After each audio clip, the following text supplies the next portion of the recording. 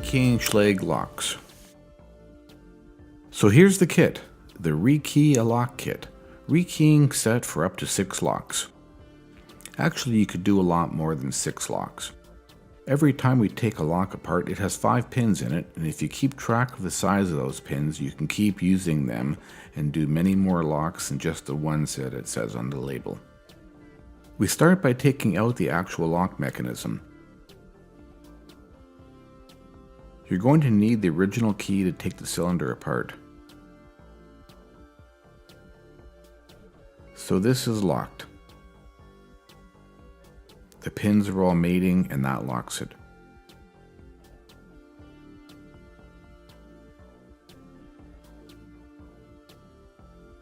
So what we do is to line up all the pins in what they call the shear line and turn the key so they don't fall back in. Then there's a little locking pin here. It's spring loaded. A lot of the stuff is spring loaded. You have to be careful of those springs bouncing everywhere. I want to caution people that if you are not already good with tools, it's probably not a good idea to attempt this. If you're not comfortable doing this, then find someone to do it for you or just enjoy this video.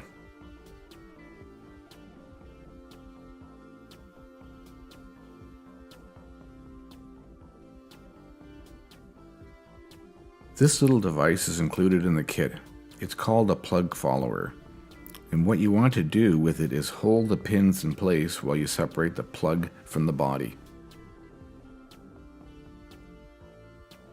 Make sure you put a little turn in it here so none of the pins fall out.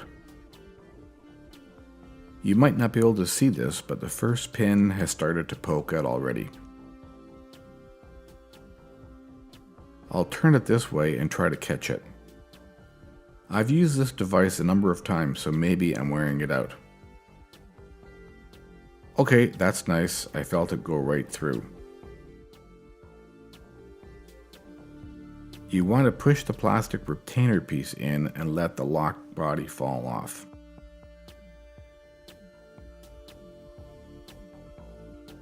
Looks like I got one top pin trapped, which doesn't really matter because it's a spool pin and it is only hooked up on the follower. I'll just back it off a tiny bit and put the pin back in. I've done enough of these now that I know how they go back together.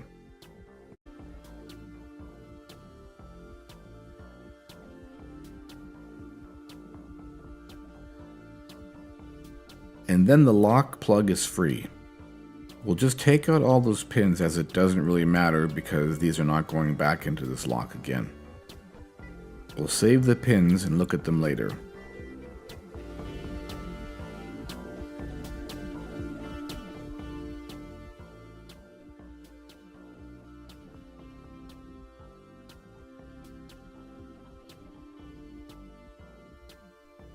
This key will never be used again.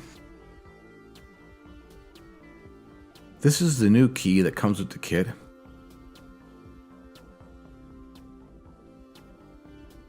And this is the copy of that key that I had made. I did that so I have a variation of a factory key and one I've had made in the hardware store while I'll be buying my keys. We're ready now to put a lock back together. I've got a nice pill case here. It's a handy way to store the pins. The instructions come with a card that shows the colors of the pins. The colors are really hard to see. I just started by dividing them up into the colors I could easily recognize, and then I started dividing the leftovers into the sizes I could recognize. And then it became easier to spot the remaining colors and divide them up. Yours will probably be different. What I'll do here is I'll take the color that they call green and I'll compare it with the pins that came out of the lock. Those two are a lot longer. Longer than that one. I think I've got a match on this one. I'll put it in the plug and see.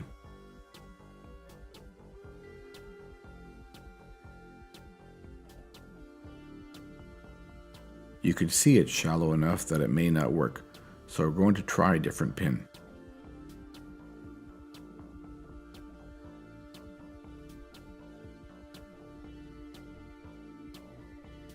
and this one is also a bit shallow.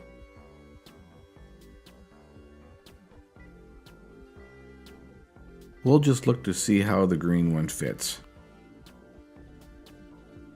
This is the correct pin and it comes right to the top.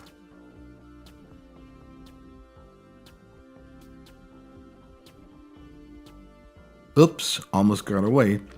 It's good to work on a soft surface and the pins won't bounce around. Okay, we have a good fit there. To test it, you put it back in the cylinder.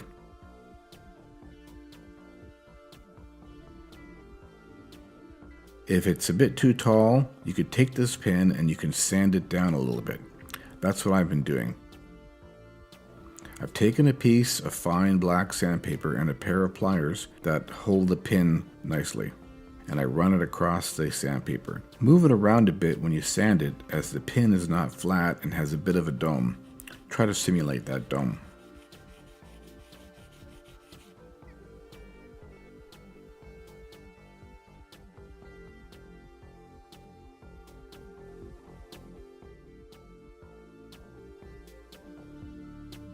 This method of comparing and shortening pins has allowed me to conserve my kit and get 10 lock sets changed from a kit made to do 6.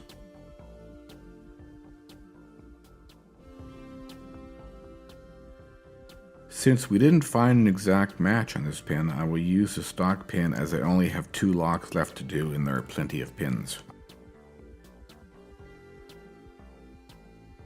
I've read on Amazon reviews that the keys supplied to one purchaser was really easy to pick, and he warned others to make sure your key had lots of high and low points.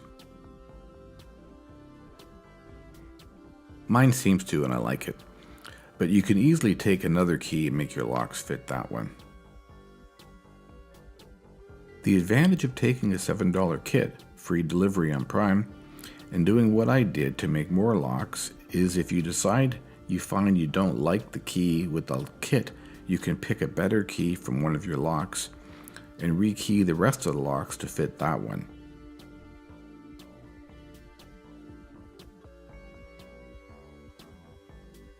If you're doing 6 or less locks, you should have plenty of pins, but more pins can be found on eBay, but often they are packaged in more professional kits that are larger and cost more than this one.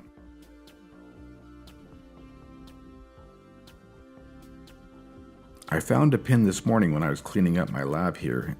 It was stuck in the carpet. I heard it bounce when it fell, but I never found it till today.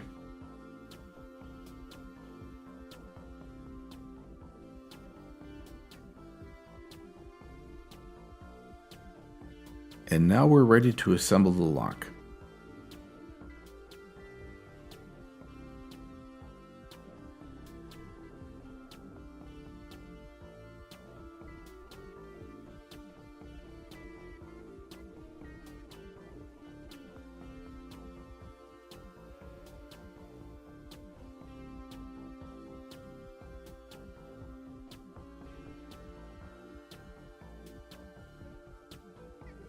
To tighten this, you have to push that pin down. Seems to work. The locking mechanism, one end has an edge that locks the ring and the other is pointed for the spring.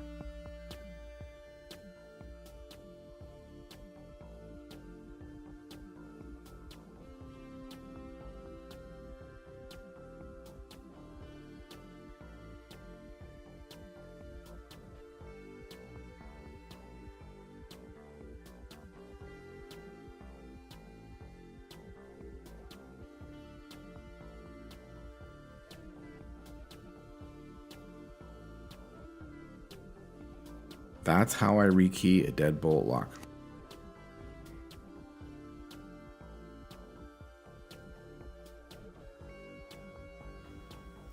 I moved on to the second deadbolt and a tragic thing happened.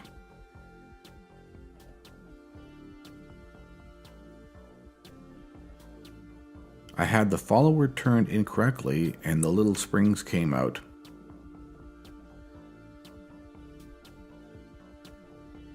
To replace those, you need a really small pair of jeweler tweezers.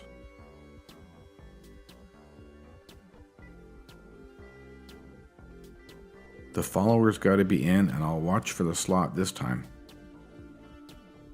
You need lots of light to put the springs back in.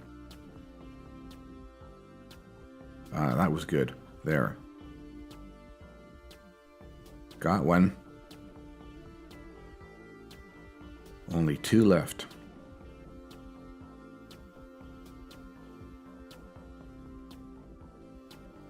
Same procedure, gets easier the closer you get to the light.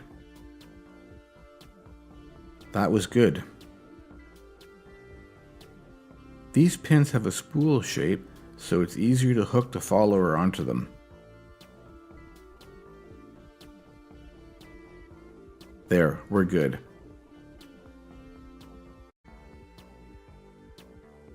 And the last one.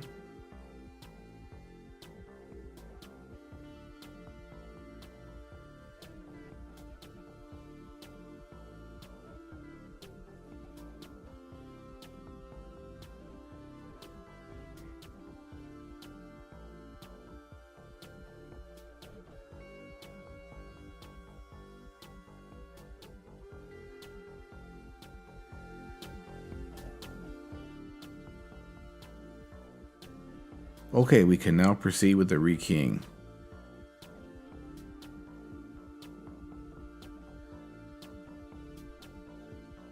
I had to turn the camera back on because I made a slight error on one of the pins, and that led to the cylinder becoming locked. I'm not a locksmith and my hobby is not picking locks, so I had to revert to prying out the cap on the body. This is the deadbolt model, and on the deadbolt model, the back of the body is sealed off with a brass plate. The handset body has a clip that goes over and is much easier to remove. So I already took it apart and found the pin that was not leveled. It was actually too low and not too high. Then I replaced that pin with one I sanded down to work perfectly.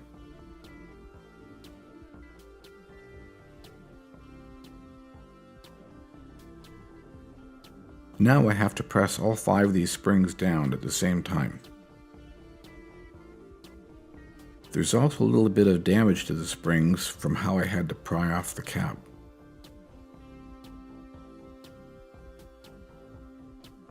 Looks like they are down.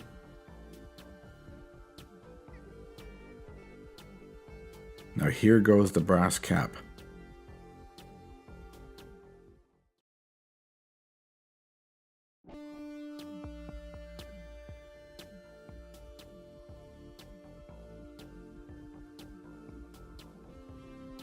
Ensure that it's solid and press it down.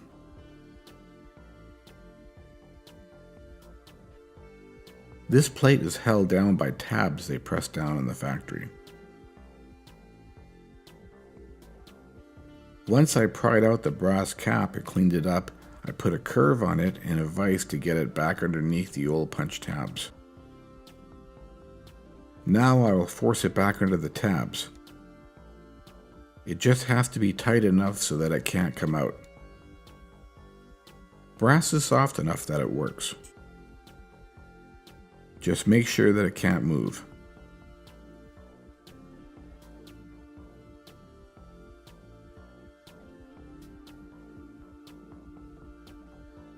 There.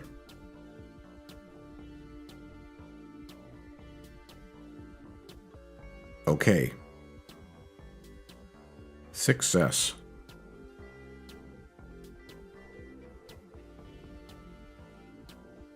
So here's my workspace for working on the locks. I have a vise for stabilizing my work. I have a soft area to not make marks on the surfaces. A couple of screwdrivers. The follower tool and the little pin tool. These came with the kit. I have my own tweezers and dental picks. They didn't come with the kit. And here are the pliers with the straight serrations that allow it to grip the pin.